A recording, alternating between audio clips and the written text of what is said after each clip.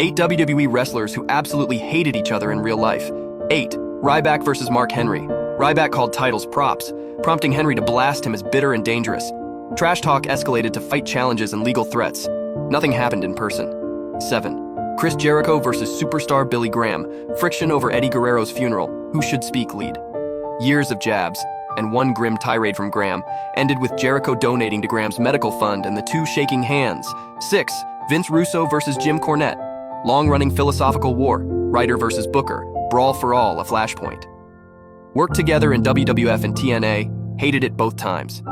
Cornette vows never to share a room with Russo. No reconciliation. 5. Jim Cornette versus Kevin Dunn.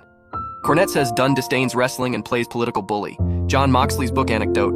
A profanity on air led to a forced apology that Dunn allegedly used against him. 4. Bubba Ray Dudley versus Batista and Randy Orton and others. A 2003 spot injuring Orton soured relations. Batista later called Bubba out publicly. Rene Dupree, Rico, and Paul London also described Bubba as a bully. Rico recounts a torn hamstring in a 2023 backstage confrontation.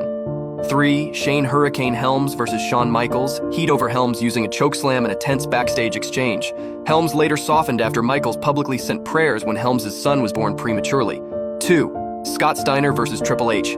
Steiner ripped HH as benefiting from marrying into power. HHH brushed it off as clout chasing. 1. Scott Steiner versus Ric Flair. Unscripted WCW promo burying Flair. Steiner claimed politics in a parking lot confrontation, which Flair denied. Steiner later lumped Flair/Michaels/HHH together as backstage politicians.